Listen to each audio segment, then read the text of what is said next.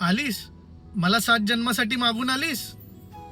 अगं पण ते मागण्याआधी मला तरी विचारायचं की मला 7 जन्म तुझ्यासोबत राहायचंय की नाही.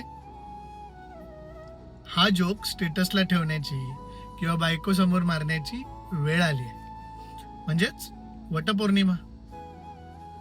वटपौर्णिमेला एक स्त्री सगळं काही विसरून तिच्या नवऱ्यासाठी, तिच्या त्या नवऱ्याच्या दीर्घायुष्यासाठी, त्याला 7 जन्म 7 राहावं यासाठी पूजा करते, उपवास करते, वडाच्या भोवती फेऱ्या मारते. पण त्यावेळेस ती 7 जन्म फक्त तिचा नवरा मागत नसते. ती 7 जन्म तिच्या आई वडिलांकडून दुरावा मागत असते. 7 जन्म ज्या घरात तिचा जन्म झाला, लहानाची मोठी झाली, त्या घरापासूनचा दुरावा मागत असते.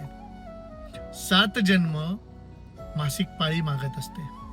7 जन्म उदरामध्ये एक छोटस बाळ आणि ते 9 महिने, म्हणजे आपण इमॅजिन सुद्धा करू शकत नाही असे त्रास, जन्म देताना बाळाला होणारी वेदना, ते सगळं मागत असते.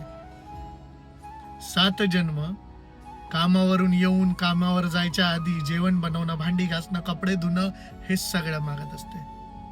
7 जन्म नवऱ्यासोबत भांडण, त्या भांडणात होणारा विजय मागत असते. 7 जन्म सगळ्यांकडून फक्त रिस्पेक्ट मिळावा ही अपेक्षा मागत असते.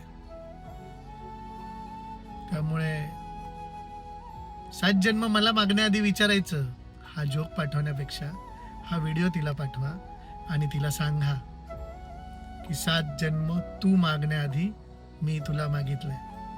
कारण की मला तुला 7 वेळा नाही, 7,000 वेळा नाही, 7 लाख वेळा थँक्यू म्हणायचंय. सगळ्या गोष्टींसाठी, सर्व गोष्टींसाठी. 7 जन्म हे 7 फेरे तुझ्यासोबत घ्यायला आवडतील. वटपौर्णिमेच्या खूप खूप शुभेच्छा डिअर बायको.